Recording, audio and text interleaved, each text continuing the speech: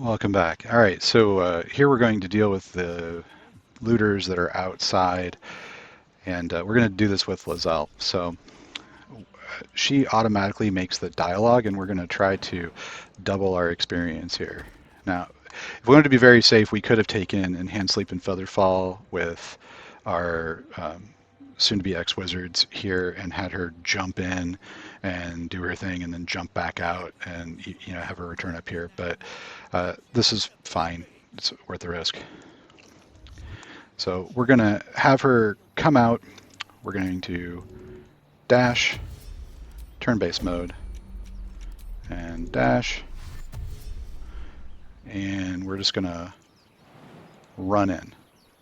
And that's going to prompt a dialogue. And then what we're going to do is as soon as the dialogue is over, we're going to go into turn-based mode again. You both twice as tall as me. Got ourselves right, so a bunch of spiel. Right, we're going to take the fighter option. It's an auto success. Yeah? Well, I ain't we're Right, so they haven't moved. This is a place where we're going to have Gale take his ranged weapon.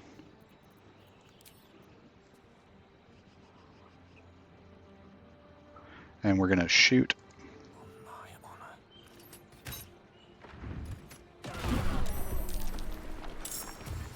All right, so for reference here, we got the 50 experience. We got more because we're killing them also. Lizelle is now in combat.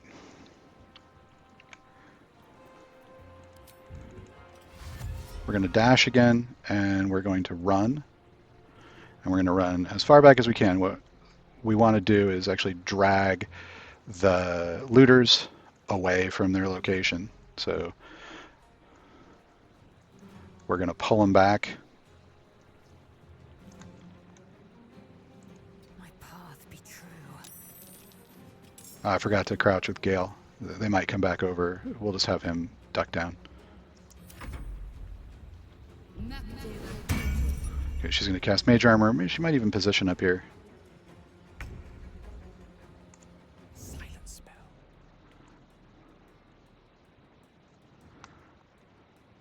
I think he's going to continue to chase the visible opponent.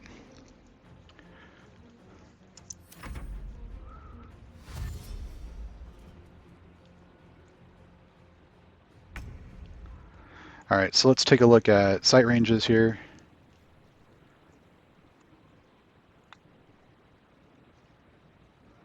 We can walk right past this guy and up the stairs. All right, so we'll grab our Asterion. Just like old times. And we're going to have him enter the fight.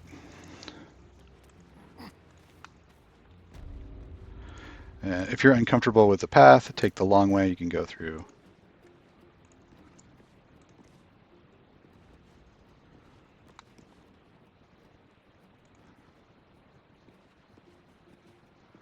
Cutting it kind of close there.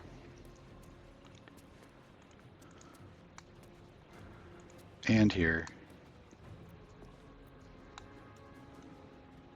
And we'll enter as soon as we jump up. Can't afford to fail.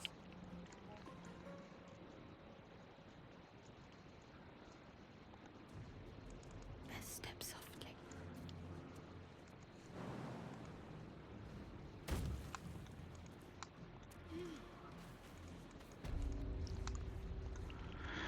We'll take a quick look and see what our spells do for damage. So we've got an option here to do 3d10 necrotic with a melee attack. We've got this option here which does 4d6, so 4 to 24 or 3 to 30. We can't, maybe we can get close enough to do the necrotic attack.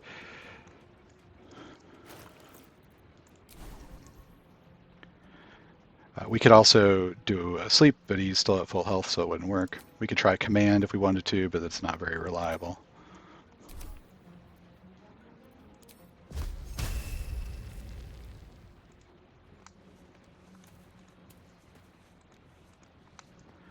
And your positioning will be very different from mine, probably.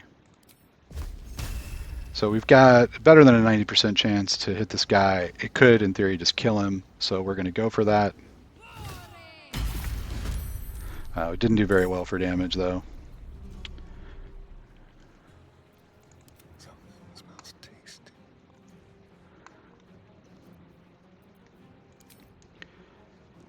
And here we're just going to go for the double attack, and we can maybe take her out. We do have a candle, which can really dramatically increase our damage here.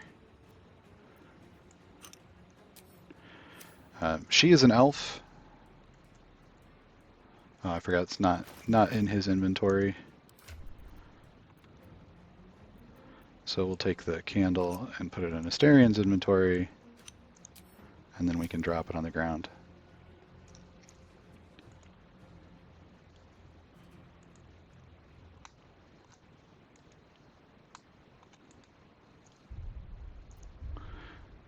Maybe.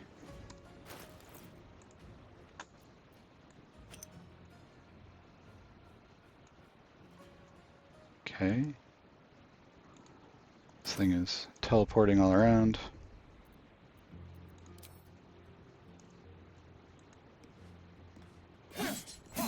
That doesn't matter, it's not going to break stealth.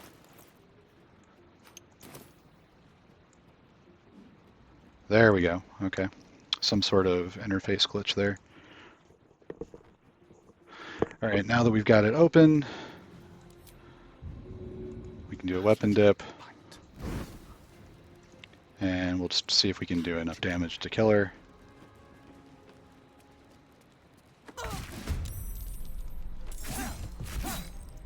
Not quite, but pretty close. And with the Lazelle, we're going to run back. Make way. We could have also shot an arrow or something if we wanted to. We could, if we wanted to, action surge to throw something. Both of them are almost dead. We do have Gale that goes after the magician.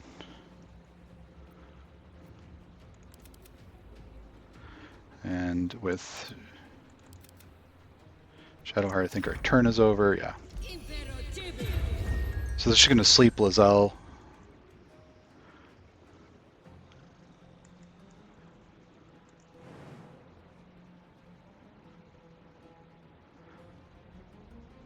So we will jump down to here.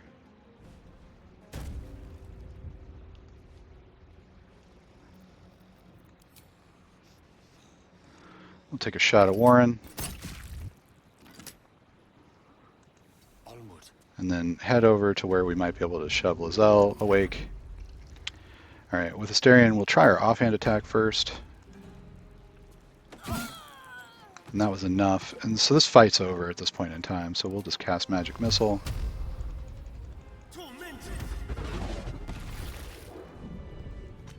And that's it. So confirming the kill, always good. Very well.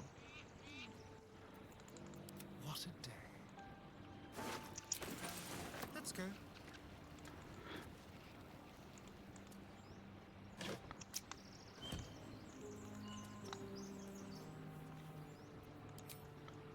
And we got more experience than that fight would generally be worth, so we got the experience for telling them to go away, and then we got the experience for killing them also.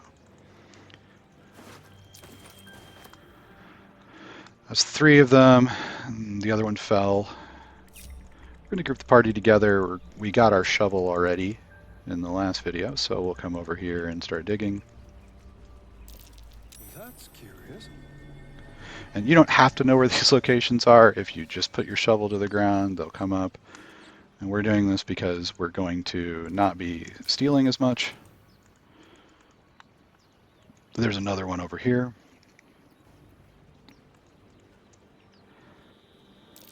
Something over there. And Asterian's all over it on the perception checks. How about that?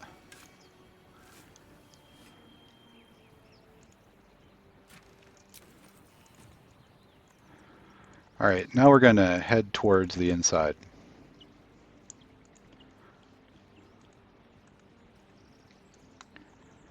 This bag usually has some good stuff in it. Yeah, so we got a torch and some more thieves' tools. Here we have the option of doing performance or lockpicking. So if we just click on the door and don't do anything else, it'll rattle the door, and the guy inside, you can try and talk to him. We're going to just lockpick it because he's unaware that it happens. We'll use guidance from Shadowheart and open the door. And we're just going to go in and kick this guy's butt. Before I go in, while I'm thinking about it, I have done the leave the candle thing again. Well, hello. I'm really bad about remembering this, so don't feel bad if you are. Probably won't come up. There are usually a bunch in this dungeon, but you never know. Once we've got them, we want to keep them around for a little while. We'll be using added fire damage as much as possible. So we'll go ahead and click on the door. And this guy's surprised because we lockpicked the door. He's also surprised if we did performance. Here we want to get Lizelle or anybody else engaged in combat.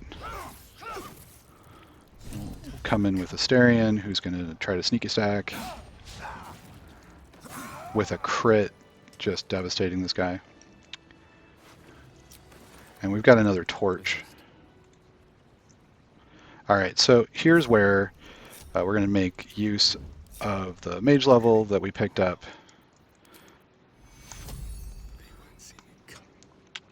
So we're going to try to do something similar to what we did in the last video. So we actually waited quite a bit longer to come here last time, and we were already in possession of Fire Arrow. Probably we're not this time. Yeah, we've got an acid one. Alright, so sneaking over, we've got this door, there's a lever on the door. If we can click on the door, it's an action to open the lever. I'll just point out also that you can offhand attack it, and that'll close the door. So any character is capable of using both their attack and their offhand attack to open and close the door. This may come up as these guys are not likely to all get killed in the explosion. Okay, so we'll go into turn-based mode because they're going to be moving around. We'll cast Minor Illusion, and we'll step out of the way of the door. And we're going to let everybody reposition, and they'll cluster around this barrel.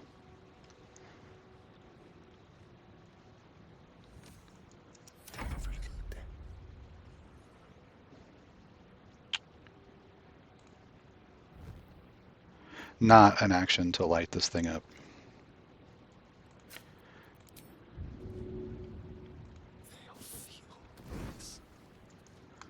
Alright, so let's see if we've got a shot on the barrel here. Looks good. And the one round that we actually have a problem is the first round, because depending on the initiative order, they might go first and cause some problems for Asterion. There we go.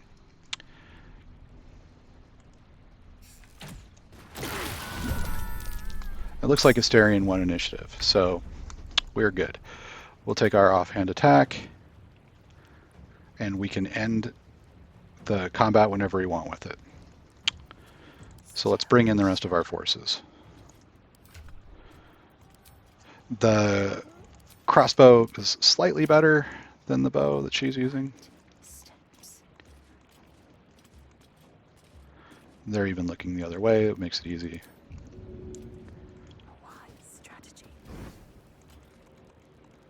We're going to step kind of behind Asterion, and we've got Barton, Torga, and Hesiod. We're going to shoot Barton. If I remember right, he's got a Alchemist Fire that'll throw at the door. And we'll just step out of the way. Let's get this over with. Step by step.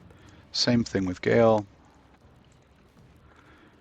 Again, we're sort of saying that Gale doesn't have access to his magic, so he wouldn't just go in and sleep these guys or something. The next most dangerous is this archer. So we're getting pretty lucky on that. And we've got Shadowheart coming in. We don't even have a ranged weapon equipped on her. Let's see what we've got.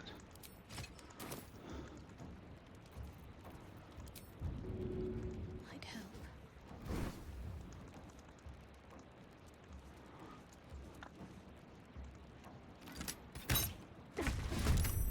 Alright, so now we're going to use Astarion's offhand attack to close the door. And then now the turn can progress in normal order. We're going to run out of the way. Just if we did have somebody with Alchemist Fire, you don't want to stand next to the door and be in the blast radius. We'll end everybody's turn. So he's going to dip his weapon and fire. He doesn't really have very much to do.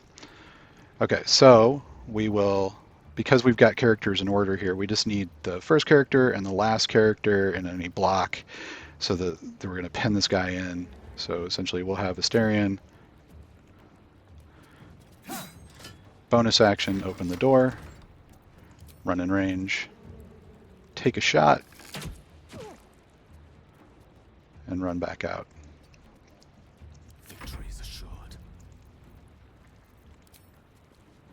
Mine is the advantage. And we would do that with all the characters, and then the last one we would shut the door. As it worked out, didn't matter. Okay. So we'll come in and see what these guys have. Pick up the torch. Barton, yeah, so Barton's got the Alchemist Fire and more torches. We want all of these torches for the next fight that we're going to get in.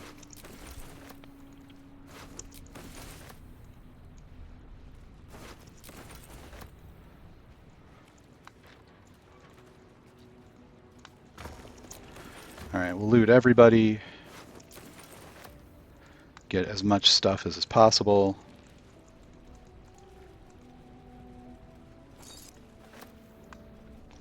And we do mean that. These books are actually worth quite a bit of money. We will pick up all of them. Spend a lot more time in this playthrough looting, I think. And I'll turn on the lamp because I have trouble seeing everything. I don't have the layouts of these rooms memorized.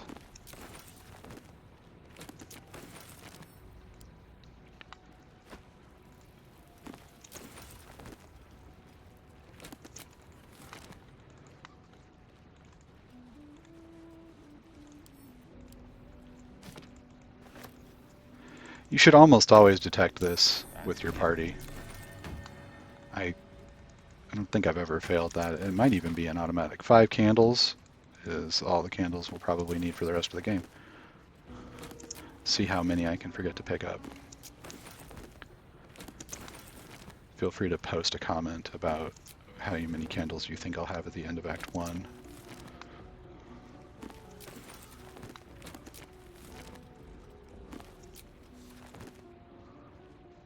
I'll light that up, and oh, yeah, there's another one. Alright, so get as many as we can so that we can sell those when we get to town. And no lock, no handle, so we need to click on the button.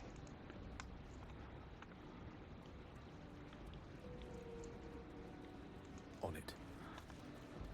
If it's not clear what that lever does, it opens this door.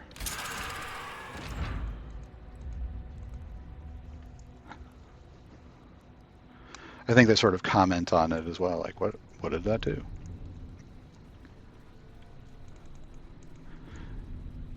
If that didn't work, if you didn't find it, you can just bash your way through the door. So Gale should be strong enough to actually just equip a weapon, like an axe or something, and just crack through it.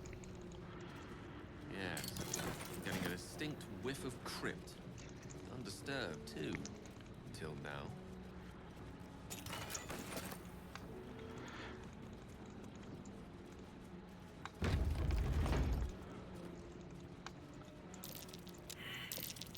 So you're going to get so many traps detected, it's just crazy.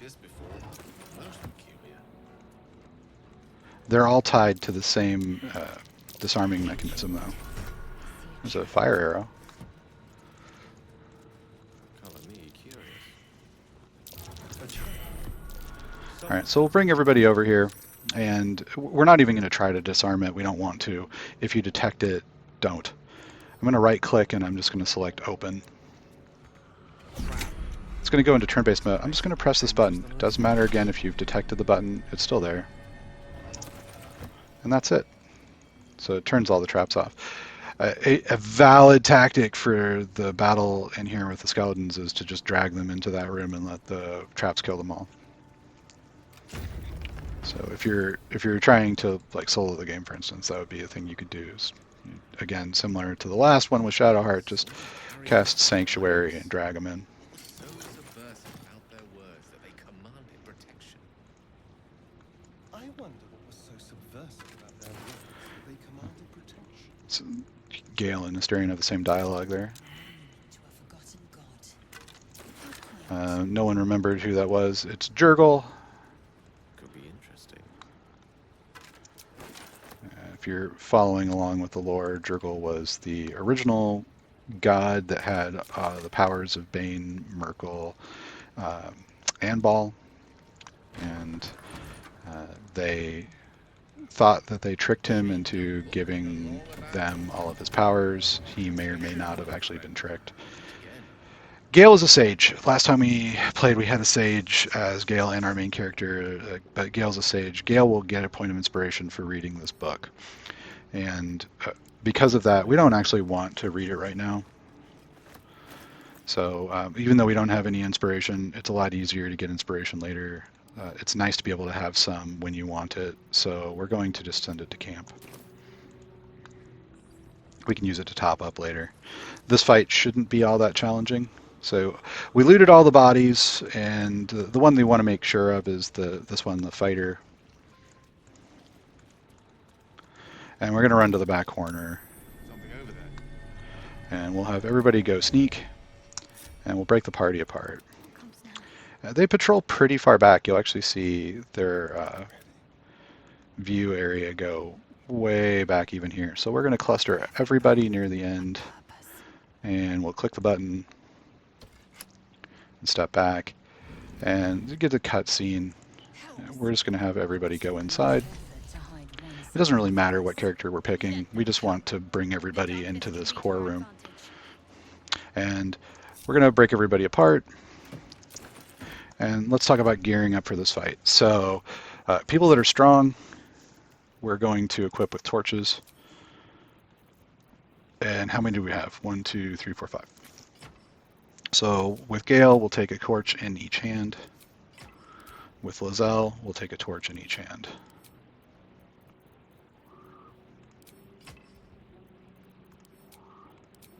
So the skeletons are weak to bludgeoning damage, and they're weak to fire. Asterion does more damage with sneak attack when he's got finesse weapons.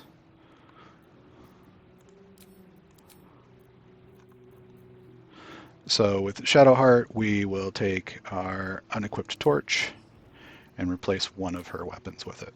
And that's about the best that we can do. So you can see we're now a very brightly lit party. Asterion does have the ability to do a little bit of extra damage at range because you can sneak surprised targets. We're going to take this candle and we'll move it out into the hallway. We can't take these candles with us, but we can move them and use them.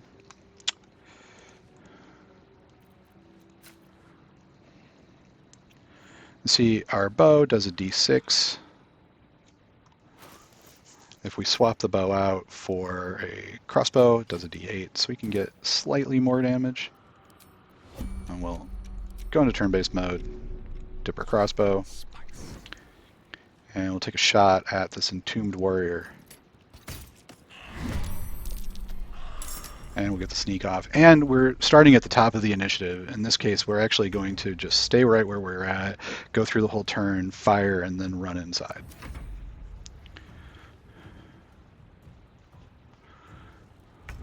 If there were other people that were going before us for some reason, we would not do that. We'd run inside right away.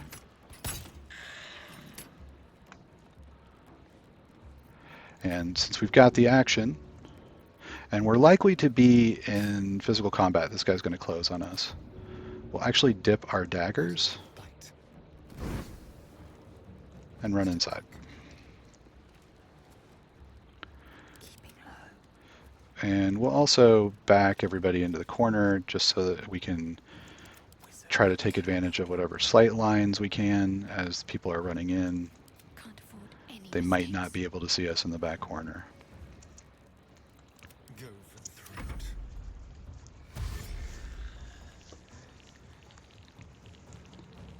So a lot of the tactics in the game are based around forcing people to do non-advantageous actions while we can use just advantageous actions. So forcing people to dash towards us and burning their attack action for movement while we use our action and bonus action for attack is exactly the kind of business that we want to be in.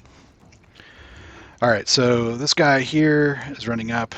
Asterian's going to do more damage with a sneak. Keeping low.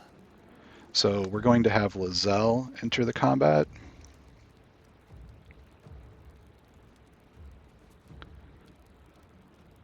Out of the shadows.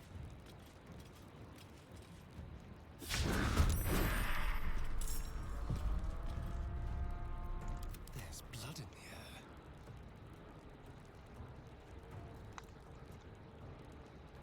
And she's just a little blocking the door here.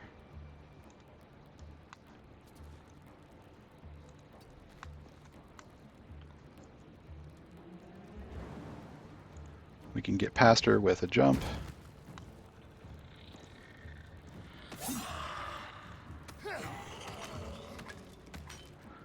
And we got the sneak off, but we're kind of blocked. Can't get back inside. This guy's going to cast Fog Cloud. They usually do, and then they're going to try and follow up with Frost Rays. Because they can see through the cloud.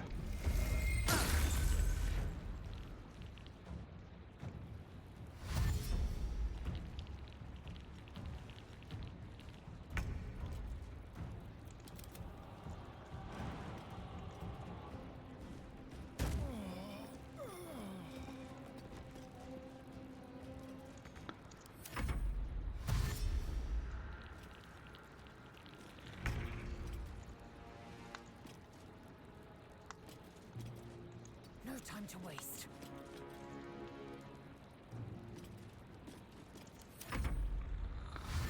And again, we're just making them burn their actions to get closer to us so that they're easy for us to attack.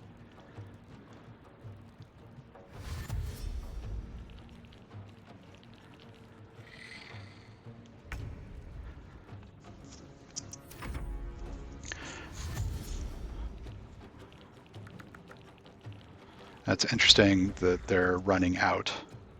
My prey awaits. See if we can get any of them to run in.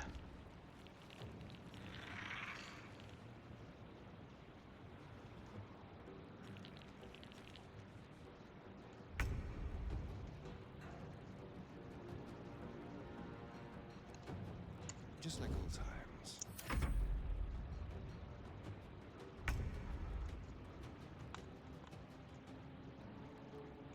Taking position.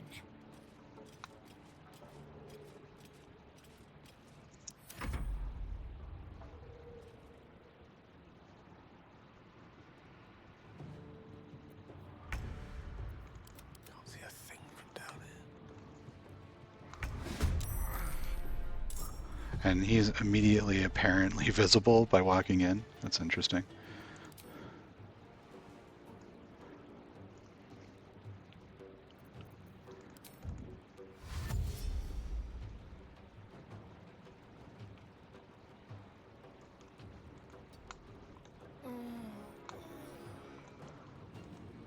Let's move. We'll just position so that we can follow up with an attack.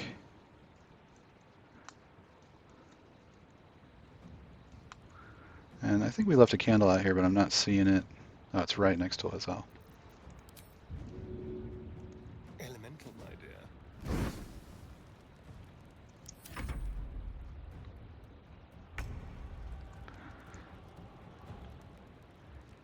I will not know failure.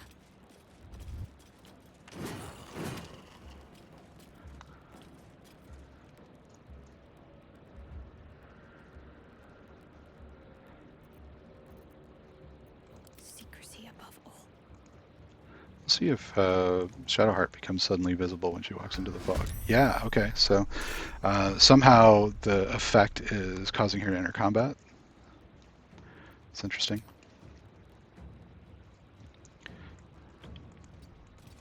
And we'll just approach. They're going to probably try to fog cloud over here. Yep. And this one will try to shoot.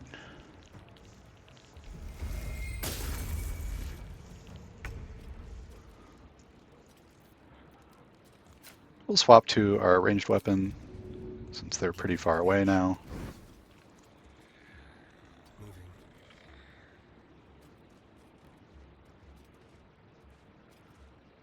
No shot. What fools these mortals be. On my way.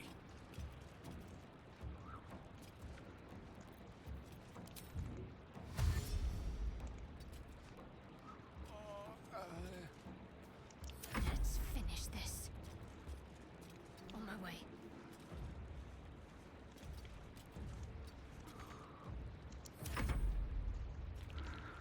This guy is going to come around and Ray of Frost. That's a little annoying because it does shorten your ability to close on them. So we'll just jump.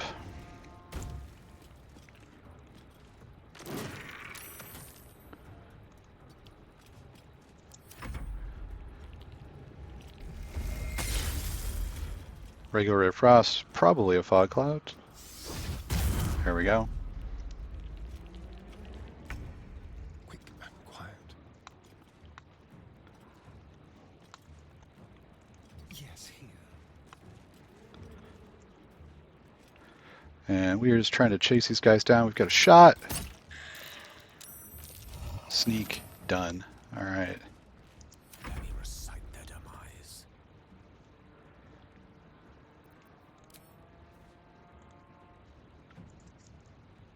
Knight to King 5.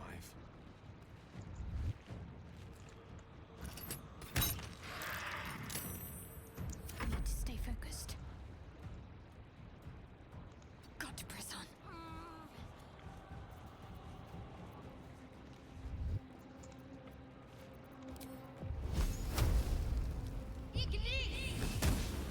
Critical miss. And Lizelle, got 2 attacks. Probably going to end it right here. Better fighters than many who draw breath in this world. All right, so we'll just regroup the party. We'll run in. Let's save Withers. Path less traveled. What now? I have a We'll ask quite the question. And then our Gale, I think, would say that it's going to depend on deeds. I am sure we will see. Don't forget to loot the actual casket here. And we'll probably need to speak with Dead End Note as well. All right, so that's everything from in here. We are completed with this little area, the dank crypt.